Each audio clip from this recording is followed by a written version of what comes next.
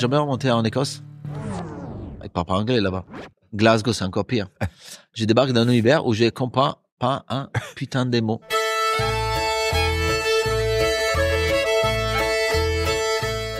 Les mecs qui sont, c'est des Vikings, ils parlent en autre langue. Du coup, déjà, apprends la langue. Et malheureusement, il y avait justement ces gars, David Dempsey, assez violent, assez con, assez, tu vois, tu sens que les mecs, ils veulent être un petit Gordon Ramsay dans ses attitudes, mais en même temps, il a aucun charisme qui correspond à lui. J'ai encore des signes dans les jambes, il m'a couteau planté dans la jambe. Ah non, mais vraiment, ouais, mais je rentre à la maison, j'étais en sang, je dis, putain, c'est quoi ces trucs? Il m'avait planté un couteau dans la jambe.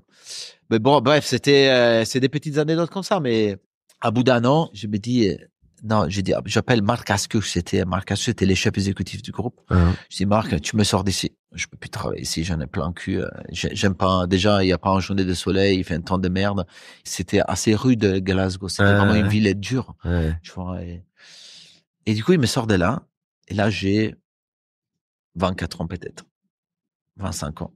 Et je descends à deuxième restaurant qu'on est en train d'ouvrir. Claridge's. Hôtel Claridge's à Londres. Gordon Ramsay au Claridge's. Folie. Gros restaurant. On fait de 120 couverts midi, 180 couverts le soir. 3 services. Et ils me mettent chez des parties au poisson. Il y avait déjà tous les sous-chefs, il y avait un chef table. Et imagine un restaurant qui est déjà, t'avais les matins, des murs de poissons à faire. La lotte, les bars, les Saint-Pierre, les gens dorés, c'est incroyable. Je pensais comme un chien. À bout de 6 mois, je deviens le premier sous-chef. Je pousse tout le monde à côté. Fais sa place. J'ai fait ma place. Je prends les commandes, je lis les bons, machin comme ça. Je parle avec la table du chef. Les bons qui tombent par terre parce que tu te faisais arracher la tronche. Mais il y avait moins de violence, entre guillemets. Il y avait plus ces violences, notion de violence physique parce que mais j'étais moi aussi violent. De sens que j'étais aussi très dur parce que, c'est normal, tu grandis comme ça. Oui, tu reproduis. Tu reproduis, tu vois. Reproduis, ouais. Et à bout d'un an, j'avais 26 ans.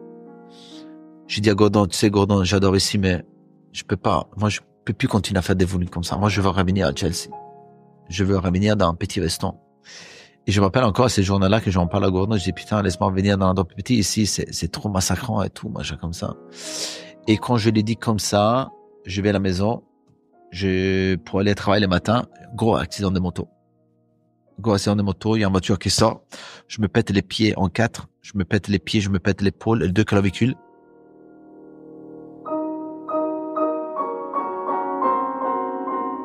Un mois à l'hôpital. Douleur pas possible, j'étais complètement pété. 6 mois d'arrêt, 7 mois d'arrêt, un truc comme ça. J'avais des vis partout, machin comme ça. À bout de 4 mois, j'ai dit non, moi je veux retourner au travail. Je vais pas dire, ok, je suis prêt. Par contre, tu m'as rentré à Chelsea. Et je passe à Chelsea.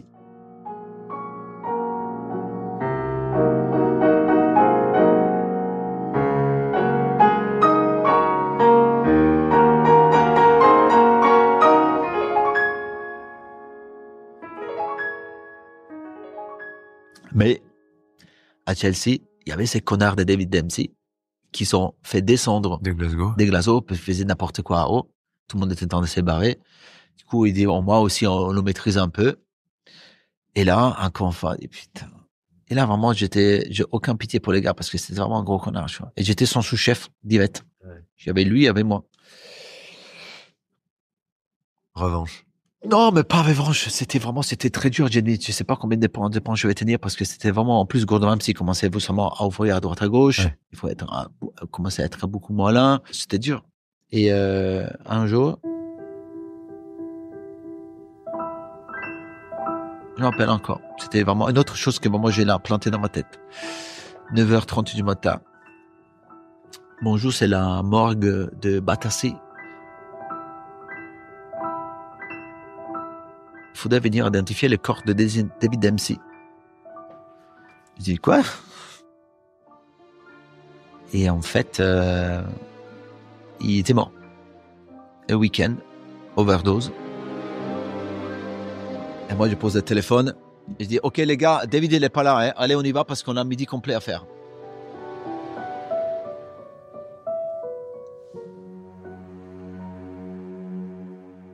Zéro émotion. Zéro.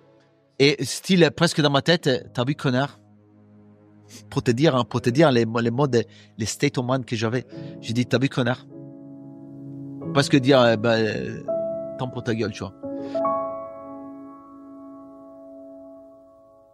Alors, du coup, l'histoire est un peu sortie sur les papiers, machin comme ça. Bon, bref. Nous, on était complètement dans notre délire. Veston, Chelsea, 3 étoiles, 45 couverts midi, 60 couverts le soir, blindé midi et soir tous les jours, 6 mois, 4 mois à venir, tu peux pas. Les jours même qu'on ouvrait les réservations, il y avait 1000 appels qui tombaient pour réserver Veston. Et Marcassu, j'ai dit, ah putain, arrête, laisse-moi faire. Et je pousse à côté.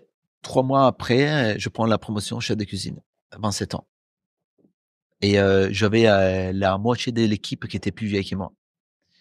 Et là, je suis en mode bête. Oui. Parce qu'il faut les tenir. Il faut les tenir à la maison. Il faut les prouver qu'il y avait personne qui je prouvais une qualité, la qualité. Du coup, c'était dur. C'était vraiment j'étais dur avec moi-même. J'étais très exigeant vers moi-même. Parce que quand même, il faut tenir un 3 étoiles. Tu vois, t'as 27 ans, et pas un 3 étoiles comme les autres. Un 3 étoiles qui déboîte 110 couverts par jour, et qu'on est jusque 11 en cuisine, et on commence à travailler à 7 heures le matin, et je commence justement à comprendre, à être exigeant avec mes gars, mais les tirer vers moi, les poissonniers, les bagarrer. Ah, mais moi, je prenais les gens avec des tabliers, on sortait dans la rue et on se frappait, hein. Non, mais ce que j'allais dire, c'est quand même le règne de la violence, toute cette histoire. Ah oui, non, c'était d'une violence extrême, tu vois. Parce que du coup, il y avait juste un but, c'était de cuisiner dans la meilleure cuisine, dans le meilleur restaurant, que c'était tout simplement le meilleur restaurant d'Angleterre à l'époque. Ouais, enfin bon. Tu vois, un jour, encore une fois, autre accident en moto, parce que, au bout d'un moment, c'est un an après, je vais au boulot, je m'endormis sur la moto, un camion qui traverse, je rentre dedans, je pète ma clavicule. Complètement. Ouvert en deux. Je vais à l'hôpital. Non, il faut qu'un plâtré, machin. Non, tu m'en parles pas. Donne-moi des pilules. Je prends la pilule, je vais au boulot. Je travaille toute la semaine avec une clavicule cassée. Je m'arrête pas parce que Gordon Ramsay était en vacances, Marcassu était pas là. Toutes les semaines avec ma clavicule pétée, j'étais comme ça, pas s'adresser. Et Gordon Ramsay est arrivé une semaine après, il me tape sur l'épaule. Comment ça va, Simon? Et je m'appelle encore parce que j'ai pleuré. J'ai dit non, tout va bien. J'ai fait jusqu'à 30 ans à Chelsea. J'ai fait 3 ans, mais c'est 2 ans d'épuisement physique parce que bon, là les rythmes ils sont très durs, hein, très très durs. Mais vous avez pas de vie, en fait, pendant tout ce temps. Non. Parce que là, on se parle d'un truc d'une violence. Non, après les derniers 3 ans, 4 ans, il y a ma femme qui est rentrée justement dedans parce que du coup, je l'ai rencontrée en Italie, elle est venue habiter avec moi à Chelsea. Du coup, j'avais une espèce de vie, elle me voyait rentrer les soirs, elle me dit, mais toi, t'es vraiment pas bien dans ta tête. Tu dois avoir un problème. Ah, oui. Elle me voyait arriver à 1h, à partir à 6h, tu vois. J'ai vécu 10 ans de ma vie en dormant, entre 3 et 4 heures et demie par nuit. Ok. Et comment s'arrête cette blague? Maintenant, quand je regarde à l'arrière, c'était vraiment, personne ne m'a forcé les dents. J'étais vraiment, j'étais quand même fier de ce que j'étais, qu'est-ce que j'avais fait. J'ai fait ah oui, mais c'est un excès extrême, mais c'est l'excès qu'on a vécu ici pendant 80 ans. C'est le même excès, c'est juste que l'Angleterre, on l'a amené un peu plus loin dans l'époque, mais en France, dans les années 60, 70, c'est exactement la même chose. Et après, j'ai senti que c'était vraiment un moment justement de switcher à autre chose. L'ouverture de Trianon Palace à Versailles, avec Gordon, vas-y, tu veux descendre, allez, on y va. Je descends, je vois un univers incroyable. Trianon Palace, nouveaux travaux, incroyable, beauté, Blackstone. C'était la société qu'il avait rachetée, qui faisait beaucoup de deals avec Gordon à New York, en 2008. Et c'est un moment qui commençait vraiment à s'étaler, à grandir. En manière très mauvaise, mais avec des deals complètement débiles. Parce que justement, les deals, ils n'étaient pas forcément accordés à la réalité du business. C'était des business qui marchaient à Londres, mais dès que tu commences à les amener dans des endroits où tu as des unions, tu as beaucoup plus de droits sur le personnel qui est à Londres, ça marche pas, tu vois. On est arrivé à Londres en 2008, on ouvre la brasserie, on ouvre le restaurant gastronomie derrière. Et là, je suis arrivé en mode londonien, hein, London psychopathe. En 3 mois, j'étais 6 fois prud'homme. Et Et Simonet, la France, Simonet. Bon, ouais, bah là, on a eu un clash culturel. Un peu les premières choses que j'ai appris, c'est vraiment les fuck you. Bon, bref, c'était vraiment Simonet en mode, je suis londonien, j'ai travaillé en Londres et je veux continuer à travailler comme ça. Et en réunion avec Gordon Ramsay, tous les investisseurs et tout, me dit, t'as deux choix. On te change, on te dégage. Parce que là, on vient de payer 250 000 euros pour faire taire les gens, pour les calmer un peu. Mais on peut pas continuer comme ça. Du coup, on switch. Il dit, peut-être c'est pas forcément comme ça que je dois continuer. Et je me calme, j'écoute, j'ai commencé à cuisiner de façon différente. J'ai vraiment un switch au bout de 4-5 mois que j'étais arrivé, qui est en fait, quand tu débarques déjà dans un hôtel comme les Trianon, où justement, c'est la cuisine d'un hôtel, c'est pas la cuisine d'un restaurant. Du coup, t'as des droits différents, t'as des façons de voir différentes, t'es beaucoup plus d'humain. Je commençais justement à voir les choses en façon différente. Il y a un changement. Déjà, Simonet commence à s'adapter et changer. Moi stressé, moi nerveux, moi me pourrir à l'intérieur, tu vois. Ouais. Et avec Comprence, au bout d'un an, on gagne 2 étoiles d'un coup. Un des premiers restaurants jamais en France qui passe de 0 à 2. Restaurant marche des fieux des dieux, c'est incroyable, on travaille bien, on est content, on crée vraiment une belle synergie. Pendant des années, les Trianon Palace, il avait vraiment, en plus les chiffres d'affaires qui rentraient, il y avait les brasseries qui marchaient. La brasserie qui marchait pas avant, on faisait des 580 couverts tous les jours, les restaurants gastronomiques étaient complets tous les jours, c'était vraiment incroyable. J'ai jamais pu voir Gordon Ramsay. J'ai vu Gordon Ramsay 2 fois, il est jamais venu. 2 fois en 8 ans. Du coup, mais c'est normalement comment ça va de la prise de distance, tu vois. Ouais. On s'appelle un peu moins, tati attaque. Et jusqu'au moment que ce qui est fou parce que c'est quand même sur son nom que tout est là. Oui. Donc bah ça, après, et puis après, il y a une preuve de confiance hallucinante aussi. Oui, une preuve de confiance et surtout qu'il derrière, il y a eu pas mal de problèmes déclenchés vis-à-vis des mauvais investissements qui s'étaient faits. New York commence à perdre 18 millions de dollars, tati tac. Du coup, le restaurant il commence à collapser. Beaucoup des endroits commencent à fermer. Les deals, les fêtes au Trianon, c'était bien fait et du coup perd d'argent, ouais. Même si ça marchait des feux. Comment on vit dans l'ombre de ça justement? Comment on vit, comment on nourrit, comment on fait le succès d'un restaurant d'une table qui porte un autre nom que le sien en l'occurrence, alors que ce nom-là, il est pas du tout présent. En fait, on le vit, c'est pas évident, mais après on le vit en manière que du coup tu vas prendre ta place. Du coup tu vas prendre un attaché presse que tu payes toi à côté pour te faire monter. Ouais. On commence à voir pas mal des articles, on commence à parler de Simonet, on commence justement à créer un univers un peu parallèle. Il commence à avoir justement beaucoup d'articles qui commencent à sortir. J'ouvre une épicerie sans dire rien à personne, je m'en fous, j'ouvre une épicerie dans le 17e rue de la Roquette, avec après, pour quelques mois, ça se trouve que c'était pas forcément un bon deal, mais on commence à toucher à l'extérieur, tu vois. Ouais. Et jusqu'au moment qu'après on n'a pas de directives, après on perd un mentor. On travaille, on est toujours rempli. Les restaurants marchent des feux, on a toujours vraiment ce dynamisme. Mais peut-être qu'on s'est perdu et j'avais toujours, j'étais jamais trop à l'aise parce que avec une cuisine 2 étoiles, parce que j'ai toujours peur à faire des choses qui valaient pas 2 étoiles.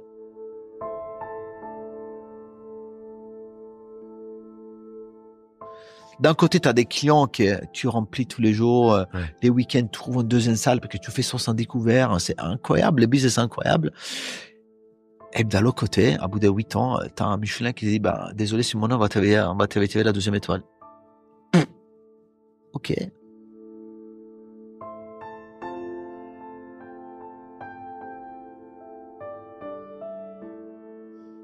Et là, tu comprends pas. Là, tu tombes, tu prends une claque de folie parce que tu comprends pas pourquoi. Ouais. Tu comprends pas, tu vois.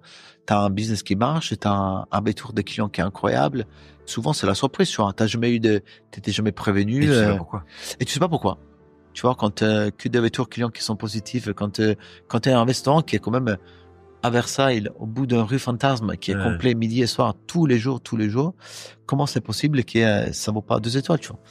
Et là, c'était vraiment, waouh. Période est très dure. Après, c'est normal. Tout allait bien jusqu'au moment qu'il fallait justifier la perte. Ouais.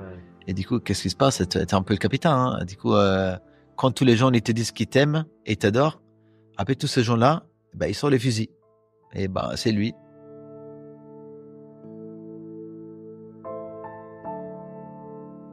jusqu'au moment que j'ai une femme Sylvie Riotto, qui compte beaucoup pour moi, qui vient me chasser.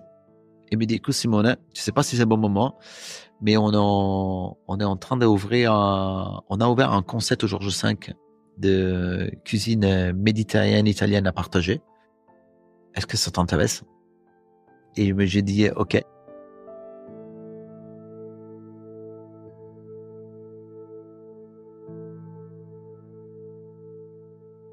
Déjà, c'était vraiment un moment que je voulais sortir de ces cuisines entourées gastronomiques 2 étoiles, parce que je sens que j'étais obligé à forcer moi-même toujours dedans. Ouais.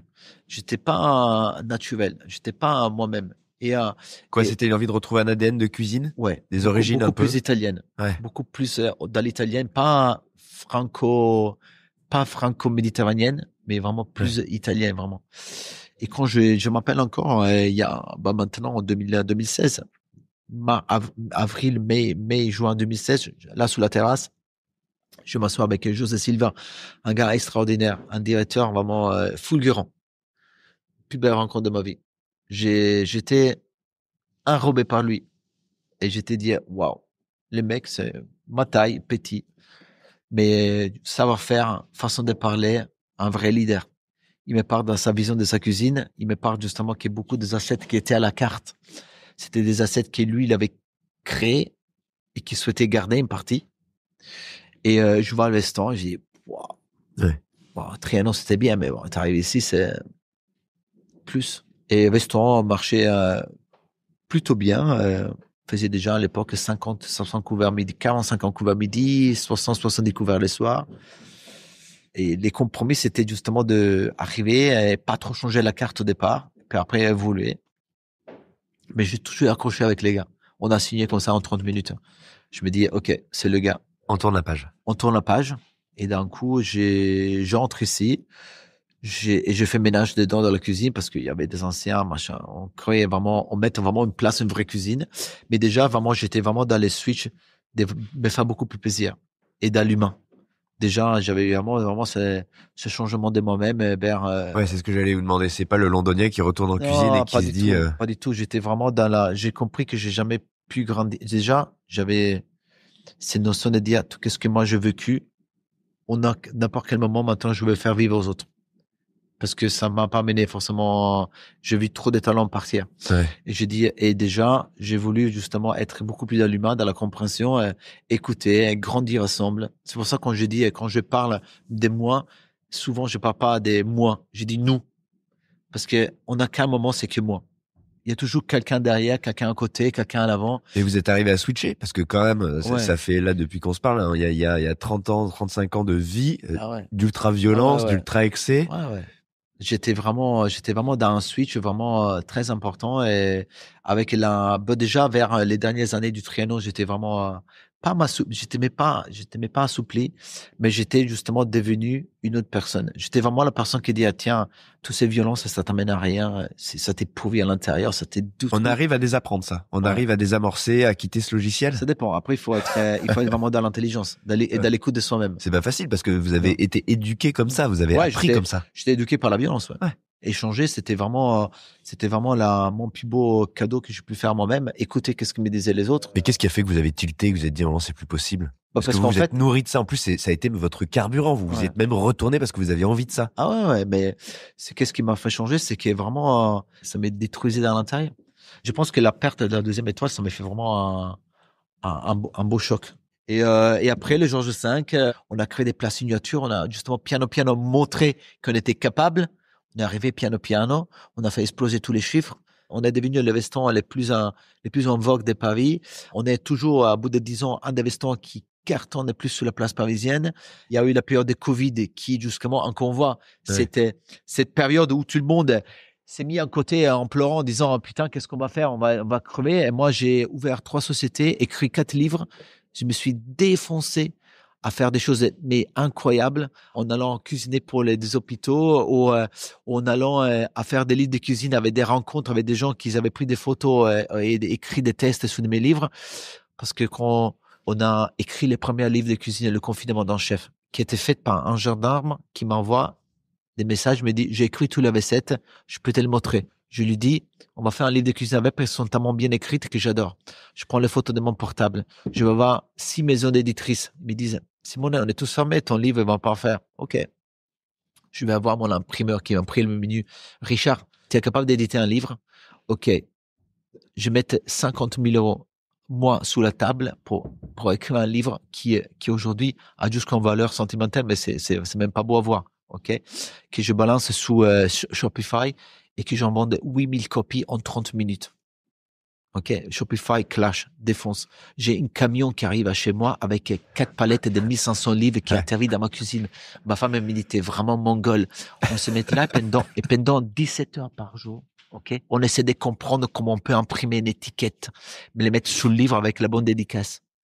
Et j'embarque toute ma famille, la famille du gendarme, la fille, tous à dédicacer les livres, les envoyer. OK, j'ai gagne 250 000 euros avec mon premier livre de cuisine. Comme ça. Shopify qui comprend plus rien parce que d'un compte qui va à zéro, il y a 250 000 euros qui débarquent sur le compte. J'en ai un deuxième, j'en ai un troisième, j'en ai un quatrième. J'ai fait des speeches maintenant dans le bout de la planète pour comment voir justement, parce que les gens, ils ont envie de découvrir un peu mon univers. Notamment au moment du Covid, c'est là que je vois que j'ai engrandi parce que j'ai tellement créé. J'ai fait des livres sous le confinement, j'ai créé une communauté, je suis passé d'un 20 000 abonnés à 1 million d'abonnés, je commence à prendre des contrats, je commence à prendre mais parce que je me sentais bien avec moi-même. J'ai tellement changé, j'ai fait une mind reset de moi-même. Maintenant, je cours 50 km par semaine. Je vois Nouvel homme, quoi. nouvellement, je vois un naturopathe parce que du coup, j'ai besoin justement d'avoir plus de paix en interne et j'essaie de canaliser cette énergie en façon positive. Qui avant, en fait, la même énergie, elle est là. Ouais. C'est juste que je l'utilise en façon différente. Je voulais apprendre aux gens à cuisiner, je voulais partager mes recettes. Je suis dans un restaurant qui je m'épanouis. Au mois de septembre, cette année, on va créer un nouveau chapitre parce qu'on ouvre un deuxième restaurant italien à la Mamounia, à Marrakech. Du coup, nouveau chapitre, nouveau choses intéressantes.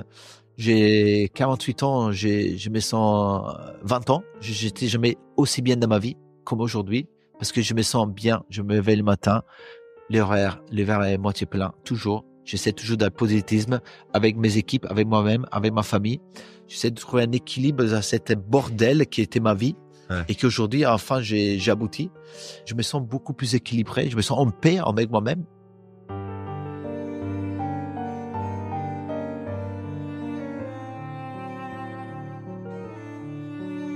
Est-ce que vous avez renoué avec la cuisine de vos origines un peu? On imagine aussi que la cuisine, elle s'est retournée un peu sur ce qui vous a nourri à la base. Tout ce qui était Simonet, il y a 20 ans, n'a jamais pu avoir la place ici au Georges V. Regarde, ça c'est, moi je suis comme ça, en t-shirt. Aujourd'hui, on a voulu démocratiser le palace parce que justement, on avait besoin de lui donner un coup de jeunesse.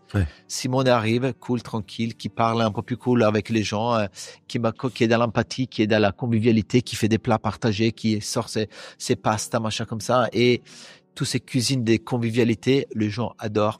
Les gens de l'hôtel, les gens de l'extérieur adorent ces gars qui a une pile d'énergie et qui a juste envie de faire des choses et faire plaisir. Parce que moi, je trouve mon plaisir en faisant plaisir aux autres. Et c'est ça ma force principale. Mon plaisir, c'est de donner en voyant les yeux des autres. Et mais c'est rassurant parce que vous étiez un peu inquiétant quand même, hein, tout du moins. Bah oui, mais justement, et c'est devenu vraiment mon état d'esprit d'aujourd'hui, qui quand même, maintenant, on parle déjà il y a 15 ans, un changement qui est venu il y a très longtemps. C'est progressif. Mais depuis quelques années maintenant, j'ai une paix j'avais souhaité avoir quand j'avais 20 ans. Il a fallu faire ce chemin. Il a fallu faire un chemin très dur. Quand je regarde mon parcours, souvent quand on remercie les gens, remercie souvent les autres. Et moi, j'ai beaucoup de gens à remercier. Ma grand-mère, ma mère, mon papa, ma chose comme ça. Mais je remercie moi-même aussi pour avoir justement cru qu'à bout d'un moment, il y avait une lumière à la bout du tunnel. Pour avoir cru justement que je pouvais faire et pour avoir cru en moi et disant que les choses peuvent changer. Et quand je vois des gens qui sont dans des situations compliquées, je dis, faites-moi confiance. Quand je vous dis que je suis passé par là, je suis passé par là. On peut y arriver. On peut y arriver. Il faut traverser la fureur. Hein. Putain. Vous avez des nouvelles de Gordon Ramsay? Pas du tout. J'ai coupé vraiment les ponts depuis 15 ans.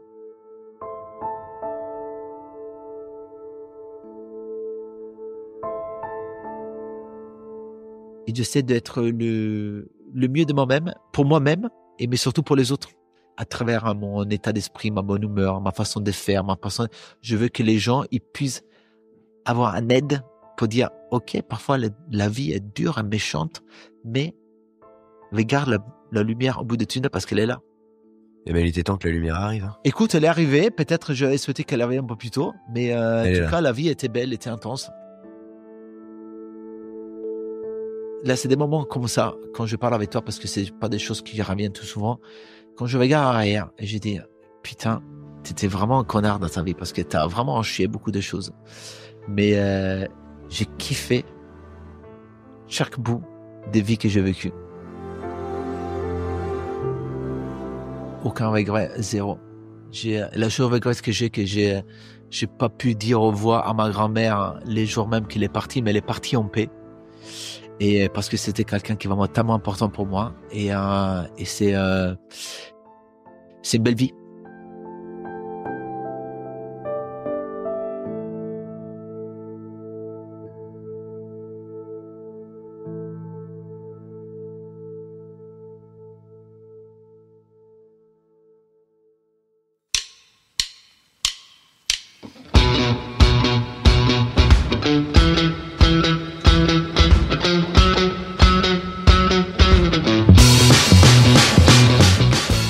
Eh bien, je ne sais pas vous, mais je suis content d'avoir appris et d'avoir vu, parce que ça se voit, que le chef a fini par trouver sur la route de son métier de la lumière et un peu de positivité, car vous en conviendrez, jusqu'à il y a peu, c'était dur et violent.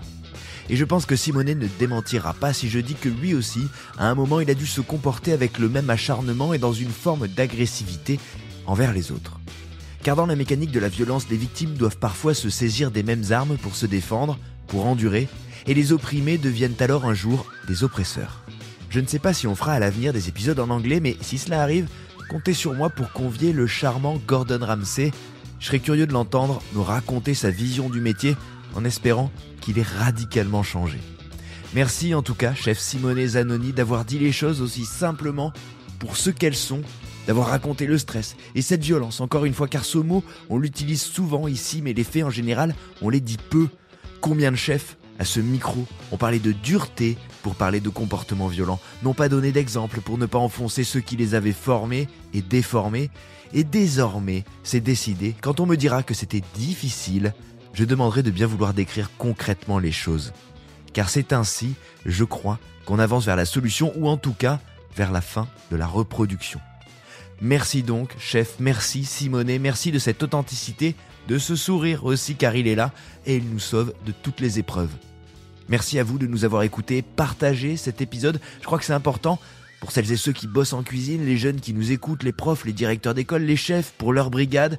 Faut qu'on entende ce genre d'histoire car elles prouvent qu'on peut faire mieux et qu'on peut ramener la lumière en cuisine. Allez, c'est tout pour aujourd'hui. On se retrouve vendredi pour notre format dédié à l'entrepreneuriat chef d'entreprise.